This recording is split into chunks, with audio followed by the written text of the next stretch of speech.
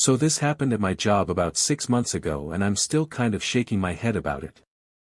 I work at this mid-size marketing firm in Chicago, nothing fancy but decent pay and benefits. The main players in this mess are me, obviously, my coworker Amanda who I thought was cool, and our supervisor Brian who's actually a pretty fair guy most of the time. I'd been working there for about 2 years when Amanda got hired. She seemed nice enough at first, always asking how my weekend was, bringing coffee for everyone, you know the type.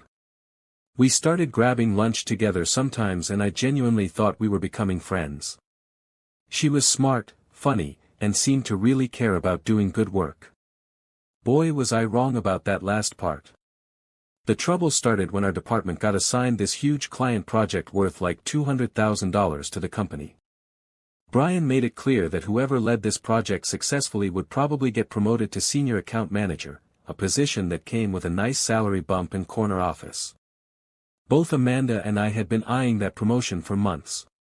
The competition was on, but I figured we'd keep it professional and friendly.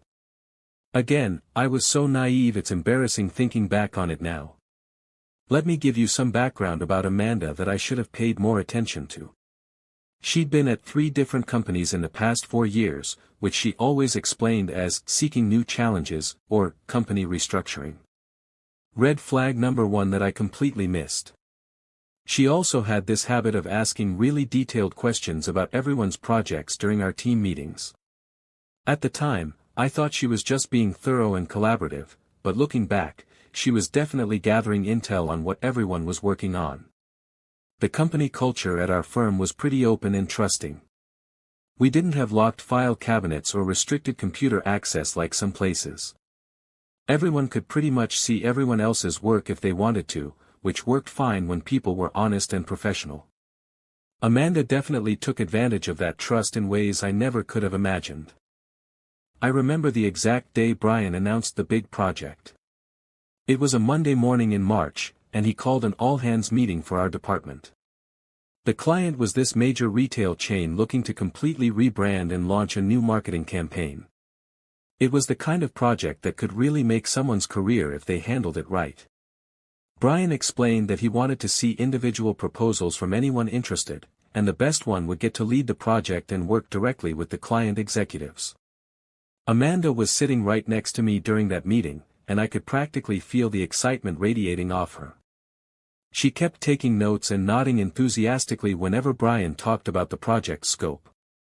After the meeting, she immediately came up to me and said how exciting this opportunity was and how she hoped the best person would win. I agreed and said may the best proposal win. If only I'd known she was already planning to make sure hers would be the best by stealing mine. The next few days, Amanda was like a different person. She stayed late every night, came in early, and seemed totally focused on this project. She'd always stop by my desk to chat about how the work was going and ask if I needed any help brainstorming. I thought it was nice that we were supporting each other despite being competitors. She even brought me coffee a few times when I was working late, saying she wanted to keep team morale up during crunch time. For the first few weeks, everything seemed normal. We were both working our butts off, staying late, coming in early. I was putting together this comprehensive strategy document that I'd been working on for like 3 weeks straight. It had all my research, creative ideas, budget breakdowns, basically everything I thought would win us the client and get me that promotion. Amanda kept asking to see my work, saying she wanted to collaborate and make sure we weren't duplicating efforts. Like an idiot, I showed her everything. I mean, we were supposed to be friends, right? I even asked for her input on some of the trickier parts.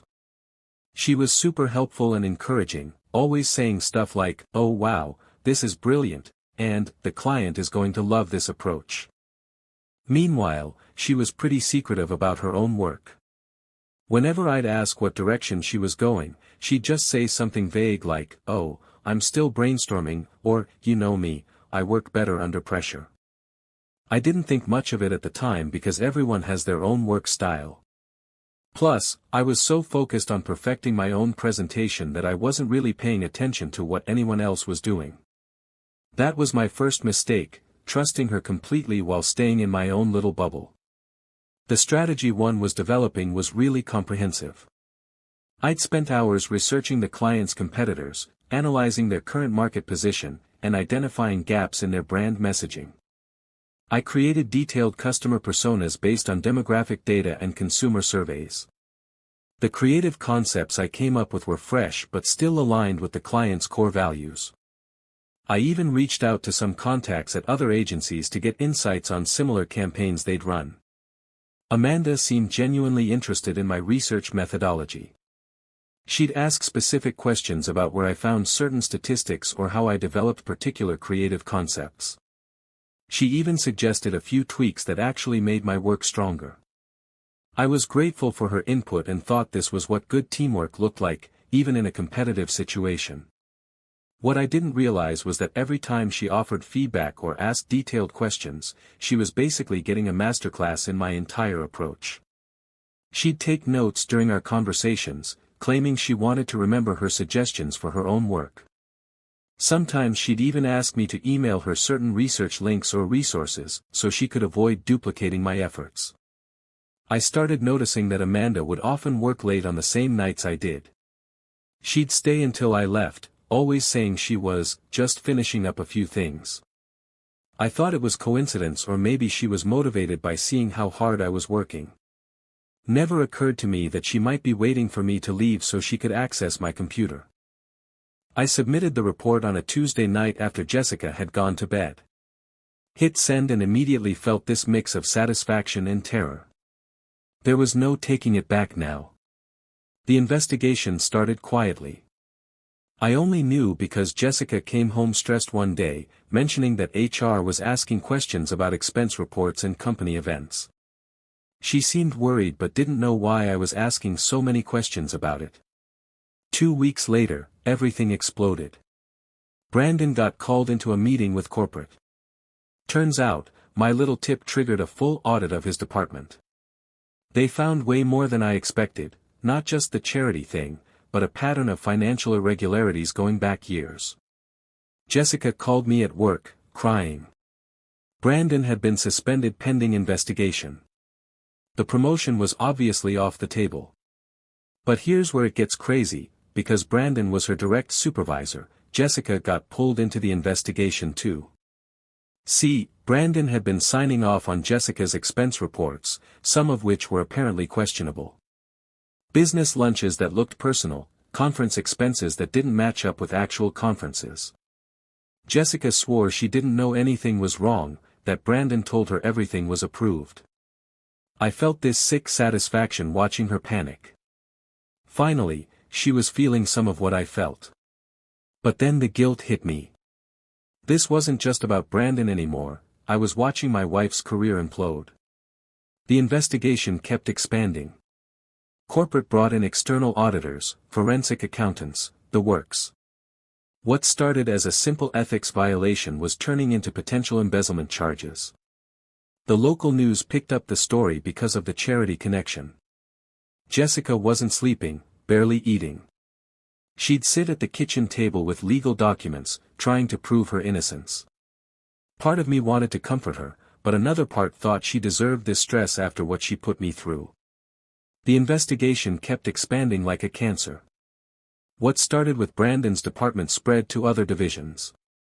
Turns out his schemes were more sophisticated than anyone realized. He'd been creating fake vendors, submitting inflated invoices, even skimming money from client payments. The guy was basically running a one-man crime syndicate inside a legitimate business. Jessica hired a lawyer with money we didn't really have. Our savings account was draining fast, and now she wasn't bringing in any income. I watched her stress levels skyrocket as she tried to prove she had no knowledge of Brandon's crimes. The irony wasn't lost on me, I was the one who'd started this avalanche, and now I had to watch it bury my own wife. The worst part was how scared she looked. This confident, successful woman I'd married was reduced to jumping every time the phone rang, convinced the police were coming for her next. Then came the phone call that changed everything. Jessica answered, and I heard her gasp. Brandon had been arrested. Not just fired, actually arrested on embezzlement charges. Turns out he'd been stealing from multiple company accounts for years, covering it up with fake invoices and inflated expense reports. Jessica was cleared of criminal wrongdoing, but the company decided to let her go anyway. Restructuring, they called it, but we both knew the truth. She was collateral damage from my revenge. That night, she broke down completely. Told me everything. Yes, she'd developed feelings for Brandon. Yes, they'd gotten close emotionally. But she swore nothing physical ever happened, and now she felt like an idiot for risking our marriage over someone who turned out to be a criminal. I sat there listening to her sob, feeling this weird mix of vindication and horror. I'd wanted them to suffer, but this was way beyond what I'd planned. Brandon was facing serious jail time. Jessica's reputation in her industry was destroyed. And somehow, I felt responsible for all of it. The crazy part? Jessica started leaning on me for support. With Brandon gone and her job lost, I was all she had left. We started talking more honestly than we had in years. About our marriage, about what went wrong, about whether we could fix it. I wanted to tell her what I'd done, but how do you admit you're responsible for destroying someone's life? Even someone who betrayed you. Brandon's case made the local business journal. Marketing executive charged with embezzling $200,000. His mugshot was right there on page 1. I felt sick looking at it. The article went into detail about his schemes, how he'd been stealing for years, how the investigation started with an anonymous tip. Reading it felt surreal, seeing the consequences of my actions laid out in black and white newsprint. They quoted the prosecutor saying it was one of the most elaborate embezzlement cases they'd seen in years. Jessica read the article too, shaking her head in disbelief. I can't believe I worked for this man for 3 years and never suspected anything, she said. I feel so stupid. How did I not see the signs? I almost choked on my coffee. If only she knew that her husband was the one who'd connected all those dots, who'd brought down the man she'd been emotionally involved with. The guilt was becoming unbearable, but I couldn't figure out how to confess without destroying what little trust we'd managed to rebuild. 6 months later, Brandon pled guilty. Got 3 years in prison and had to pay full restitution. His wife divorced him, took the kids and moved across the country. Guy went from successful executive to convicted felon because I couldn't handle seeing my wife laugh with another man. Jessica struggled to find work. Her name was connected to the scandal, and the marketing world is smaller than you'd think. She eventually took a job at a much smaller firm for half her previous salary. We had to sell the house, move into a smaller apartment. But here's the weird part, our marriage actually got stronger. Going through that crisis together, supporting each other when everything fell apart, it brought us closer than we'd been in years. Jessica never knew I was behind it all, but the guilt was eating me alive. One night, after a few drinks, I almost told her. We were talking about Brandon, about how crazy it was that he turned out to be a thief. Jessica said, I keep thinking about what would have happened if I'd actually gotten involved with him. I could have gone to prison too. That stopped me cold. I'd been so focused on my hurt feelings that I never considered she could have faced criminal charges. What if she'd been more involved in his schemes? What if my revenge had sent my own wife to prison? I started having panic attacks, couldn't concentrate at work. The weight of what I'd done was crushing me. I'd wanted justice, but this felt more like destruction. Jessica noticed my anxiety and insisted I see a therapist. Ironic, right? She was trying to help me deal with the guilt of destroying her life. The therapist, Dr. Martinez, was this kind older woman who specialized in trauma and relationship issues. I told her about discovering Jessica's emotional affair, about the stress of almost losing my marriage, about the guilt I felt watching her struggle to rebuild her career. All true, just not the complete truth. Betrayal trauma is real, she explained during one session. When someone we trust breaks that trust, it can trigger all kinds of responses. Anger, desire for revenge, guilt about those feelings, it's all normal. Normal. If only she knew how far I'd taken those normal feelings. I wanted to tell her everything, but how do you admit to a mental health professional that you systematically destroyed someone's life? That you used your technical skills to ruin multiple families because you couldn't handle your emotions like a grown man? Instead, I just nodded and talked about forgiveness and moving forward, all while carrying this massive secret that was eating me alive from the inside. It's been a year now since everything went down. Brandon's in prison, Jessica's slowly rebuilding her career, and I'm still carrying this secret. Some days I think about confessing everything. Other days I convince myself it was justified, they betrayed me first. The therapist says guilt is a normal response to trauma, that discovering infidelity can trigger all kinds of emotional reactions. If only she knew the real source of my guilt. Jessica and I are doing better than we have in years. We go to couples counseling, we communicate more openly, we actually spend time together instead of just existing in the same house. It's like the crisis forced us to remember why we fell in love in the first place. But there's this shadow over everything. Every time Jessica mentions how unfair it was that she lost her job, every time she talks about Brandon's poor family, I feel this crushing weight.